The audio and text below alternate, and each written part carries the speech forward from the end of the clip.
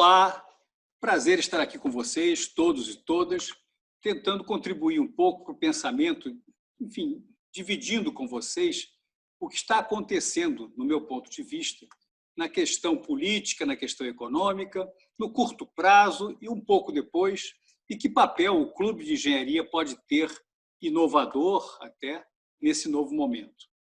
E é importante a gente dizer que o mundo mudou no último mês de fevereiro. Até fevereiro, final de fevereiro, estava tudo em paz. Nós tivemos o carnaval, que escondeu um pouco o que já estava acontecendo no resto do mundo em termos da pandemia de coronavírus. Mas não deu para esconder em março.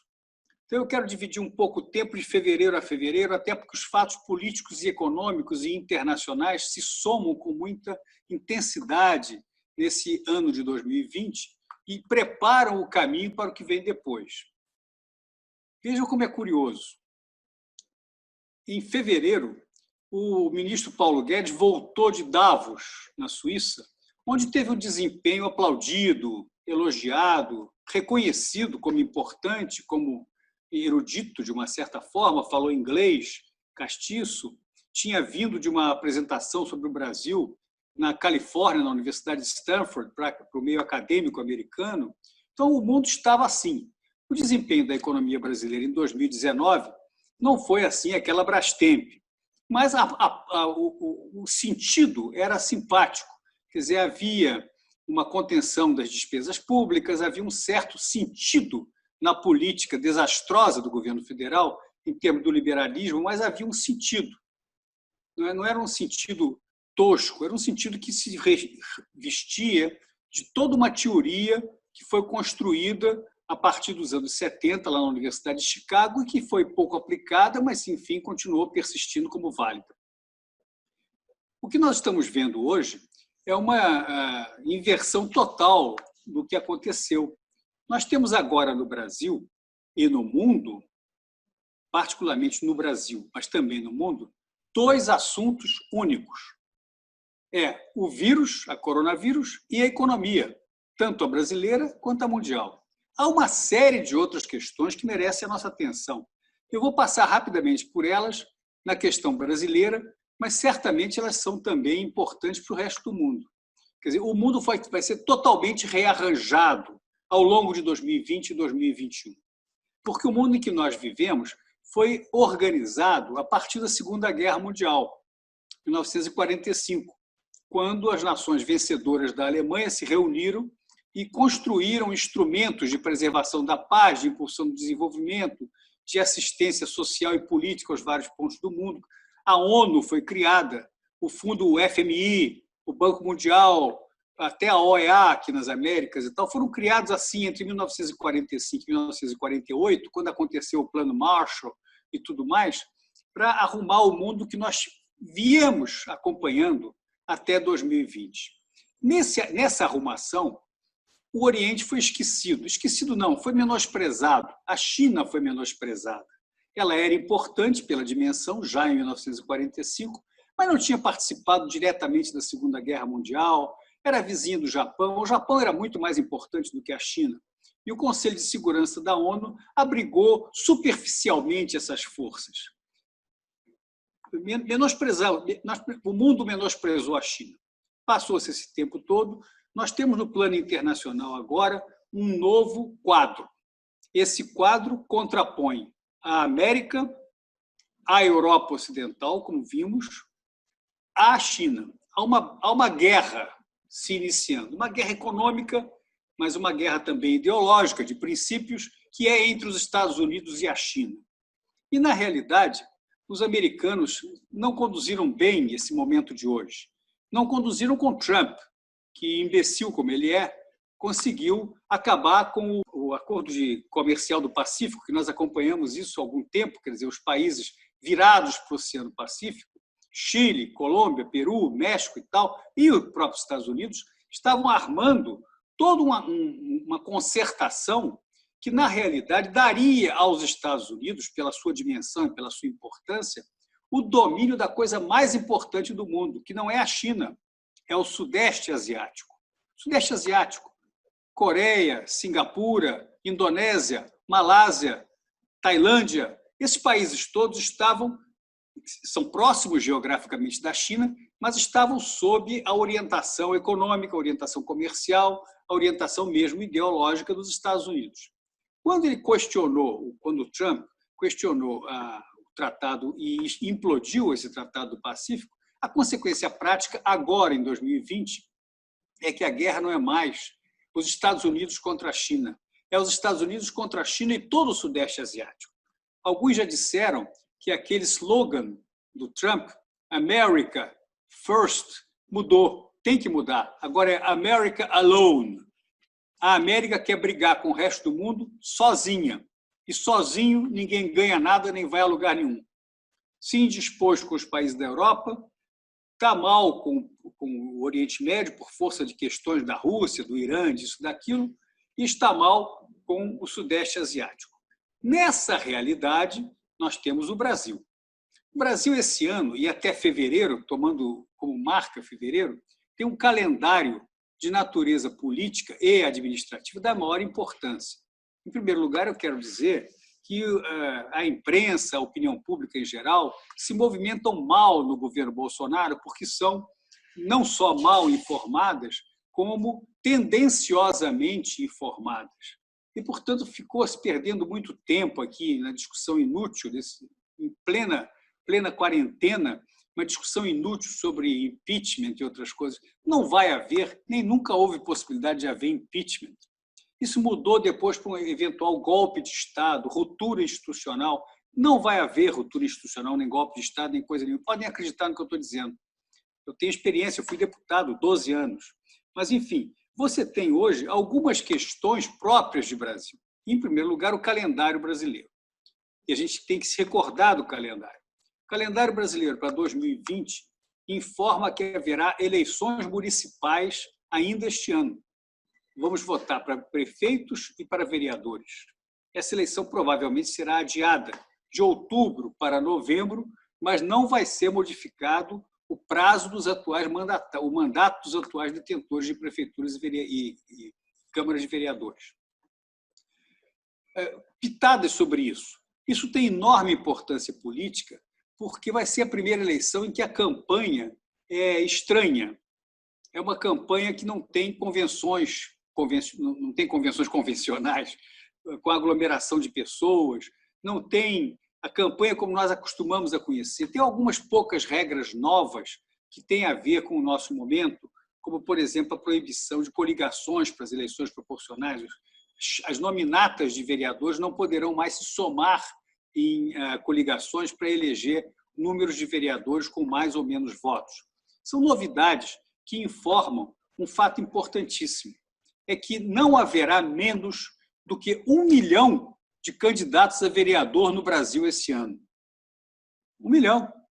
E em 2016 foram 461 mil candidatos a vereador. Agora será mais do que o dobro, porque, como não há possibilidade de haver coligação nas nominatas para vereador, cada partido tem o direito de apresentar uma lista de candidatos que preencha a totalidade do seu direito. Não será feito isso, porque senão iríamos para quase 3 milhões de candidatos. Mas são 5 mil e tantos municípios no Brasil, 35 partidos, é a festa. Então, esse 1 milhão de candidatos a vereador atrapalha a modificação do calendário, porque o Tribunal Superior Eleitoral tem que analisar a ficha de todos esses candidatos entre a data das convenções e a data das eleições e, posteriormente, entre aqueles nomeadamente eleitos na primeira avaliação, os vencedores têm que ser também apresentados, conferidas as prestações de contas e outras coisas, tudo para ser possível uma posse de todos até 31 de janeiro. Estejam certos que essas eleições municipais, das quais ninguém está se lembrando no dia de hoje, são um fato político que vai importar, sim. Importar na avaliação do que pensa a população sobre o governo Bolsonaro, que força que tem certas tendências ideológicas, que força que tem e que importância que terão alguns candidatos que se apresentarão pela primeira vez ou, em seguida, a outras apresentações para prefeitos e vereadores. Depois nós vamos ter 2 fatos importantes. Um deles é a substituição de um membro do Supremo Tribunal Federal, dada a aposentadoria do ministro Celso de Mello. Já hoje, na data de hoje, o presidente Bolsonaro disse que agora sim eu vou começar a mudar o Supremo. Por enquanto não fizemos nada, mas vamos começar. Então, o que ele está informando é que vai apresentar um nome lá de sua preferência, aliado a ele, mas que pretende fazer isso diversas outras vezes. Uma no que vem, outra no outro ano, no outro ano, no outro ano. Foi uma informação subreptícia que importa para dizer qual é a tendência que vai entrar no Supremo Tribunal Federal. Ao mesmo tempo, vai ser substituído o presidente do Supremo. O ministro Dias Toffoli deixa de ser presidente e vai assumir a presidência o ministro Luiz Fux, que tem uma tendência ideológica um pouco mais conservadora do que o Toffoli, mas e bastante independente, bastante respeitado no meio jurídico. O Fux, ao contrário do Toffoli, ele foi juiz aqui no Rio de Janeiro, foi desembargador, foi ministro do STJ, até chegar a ser ministro do Supremo. Então, ele tem um pouco mais de estofo jurídico para orientar de forma diversa o trabalho do Supremo Tribunal Federal, que ganha, nesses momentos de disputa, um pouco uma importância até para a qual, eventualmente, não estava preparado. Depois nós teremos um fato importantíssimo para o Brasil, que é a eleição do presidente dos Estados Unidos. Esse fato tem importância porque o deputado Eduardo Bolsonaro fez campanha, Trump, botou no boné, Trump 2020, antes de tomar posse. Quer dizer, o presidente da República brasileiro é adepto, se diz amigo, do presidente da República americano, Trump. Haverá uma campanha eleitoral na qual o que parecia difícil no último mês de fevereiro vai provavelmente acontecer, que é a derrota do Trump. O que para o Brasil não será bom. Para aqueles que pretendem ver novidades no meio político, quer dizer, um pouco menos de prestígio pessoal no governo brasileiro e tal, é verdade. Mas o novo candidato, o candidato democrata que pode ser eleito, odeia o Brasil, tem asco do Brasil, no entender do Wilson Center de Washington. Né? Ele não gosta do Brasil porque justamente o Brasil se apareceu, não só eleitoralmente, como apoiando o seu adversário Trump, como ele tem um pouco mais de sensibilidade para as questões que afetam o prestígio brasileiro no exterior. A questão da Amazônia, a questão das populações indígenas, a questão do trabalho escravo, a questão de imposição de tarifas e outras coisas. Para o candidato Biden, isso é tudo muito grave contra o Brasil. Não teremos bons momentos com os Estados Unidos.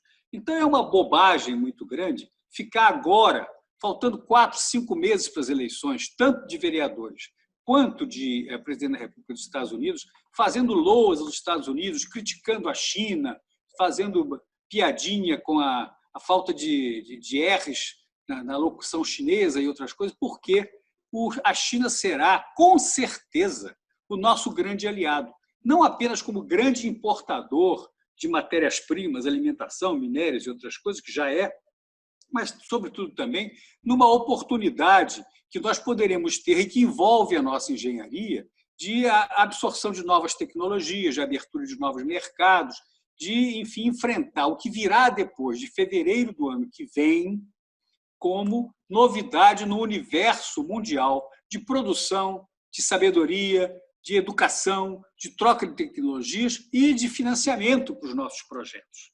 Há mais um fato da maior importância, que é a substituição do presidente da Câmara dos Deputados no Brasil. O deputado Rodrigo Maia será substituído necessariamente no dia 31 de janeiro de 2021.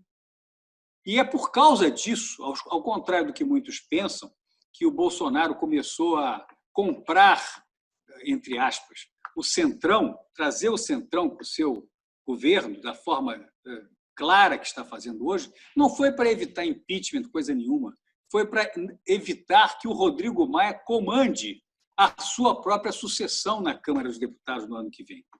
Quer dizer, a novidade é que essa sucessão poderá ser muito mais aliada do pensamento ideológico, político e partidário do Jair Bolsonaro em função desse assédio ao número de deputados. O Centrão tem alguma coisa entre 170 e 220 deputados. É indefinido porque os partidos não são fiéis àquilo que advogam, mas, de qualquer forma, é um número significativo de votos na Câmara dos Deputados capaz de definitivamente fazer o sucessor do Rodrigo Maia na Câmara dos Deputados. Até 2 meses atrás, o Rodrigo Maia comandava indiretamente o Centrão. Agora quem comanda é o Palácio do Planalto. Essa diferença é fundamental na condução do Brasil de 2021 em diante. Agora, haverá, como eu falei no início, dois assuntos. A Covid-19 e a economia. A economia está entrando num buraco, a macroeconomia, dirão lá os seus entendidos, as finanças públicas, as questões de câmbio, as questões de endividamento externo, interno, etc., etc. Okay. Mas na microeconomia, que é que me chama mais a atenção, é um buraco que só faz aumentar nos dias de hoje. As empresas brasileiras, de pequeno, de médio, de um pouco maiores, e mesmo as maiores, estão num impasse terrível. E esse impasse não é apenas aquele do primeiro momento de saber se despede funcionários, se dá licença, se coloca em férias, se usa o fundo de garantia, isso, aquilo, não. É um problema estrutural, porque se desorganizou completamente o modo de fazer a economia brasileira. As pessoas agora não pagam mais as contas. Ninguém paga a conta de luz, ninguém paga aluguel, ninguém paga a prestação da casa própria. Está todo mundo adiando, ganhando carência e pedindo para reduzir pela metade por 6 meses, isso e aquilo. Isso vai conduzir a um impasse no ano que vem desconhecido. É o que mais me perturba na questão da economia. E, evidentemente, a inflação está aí à espreita sempre, apesar das possibilidades de serem reduzidas, dada a baixa movimentação econômica do Brasil nesse momento. Fora a Covid, que ninguém sabe exatamente como termina ou quando termina. É fácil agora dizer que quando aparecer uma vacina, está bem. Eu não sei se vai aparecer a vacina, e se aparecer, quando aparecer, primeiro vai para a Alemanha, depois para a China, depois para o Japão, depois para os Estados Unidos, depois no belo dia, vai chegar no Brasil primeiro pelos médicos, depois pelas enfermeiras, pelos não sei o quê, isso, aquilo, e pode também não ter vacina. Até hoje não há vacina contra a dengue, não há vacina contra a chikungunya, não há vacina contra a AIDS. O que se descobriu foi que já existe uma chamada, que alguns apelidam de imunidade de manada, que é uma expressão pejorativa. O nome técnico é imunidade comunitária. E a imunidade comunitária é um conceito clássico, não para saber quando está imunizada a comunidade, depois de uma porção de gente morrer ou ficar doente. Não é isso, não. Esse conceito é usado para medir quantos % da população precisa ser vacinado para haver comunidade comunitária. Por exemplo, para a gripe convencional, essa vacina que a gente toma aqui da influenza, 35% da população vacinada imuniza 100%. Isso foi aferido. Essa é a imunidade comunitária. Entretanto, para o sarampo, por exemplo, precisa vacinar 90% para 100% estarem imunizados. E tem outros conceitos, quanto tempo leva, se tem que tomar a segunda dose, terceira dose, quarta dose, nada disso resolvido. Nós estamos num grande ponto de interrogação que também mudará todo o nosso modelo, o modelo tecnológico brasileiro, as questões menores, privatização, como é que é o sistema tributário. Não vai haver reforma alguma, não há autoridade política no Brasil atualmente para promover reformas constitucionais. Passou aquela da Previdência e ponto final. Não final para sempre. Mas não podemos contar com essas reformas administrativas, tributárias e tal coisa, a tempo de mexerem com a tendência da economia. E a tendência da economia mexe fortemente com o nosso trabalho de engenheiros, nosso trabalho de empresários, nosso trabalho de políticos, de, enfim, instituições qualificadas para participar de debates públicos. Estamos todos atônitos e isso exige um novo capítulo e uma nova participação no portal. Enfim, não quero encerrar assim repentinamente sem manifestar, em primeiro lugar, o agradecimento a todos que estão aqui, enfim, participando desse esforço geral de levantar assuntos e, enfim, apontar soluções. Mas, sobretudo, pelo orgulho que me dá fazer parte dessa diretoria do Clube de Engenharia, liderada pelo meu amigo, presidente Pedro Celestino, que é das pessoas mais importantes nesse momento, pelas suas conexões, pela sua tradição, pela sua, enfim, coerência ideológica que nunca se afastou. Vocês sabem que o Pedro é meu colega de sala, de escola de engenharia, de sala mesmo. Ele foi o orador da minha turma, já naquele tempo era metido. E, portanto, nós temos uma relação bastante antiga, da qual ele nunca se afastou.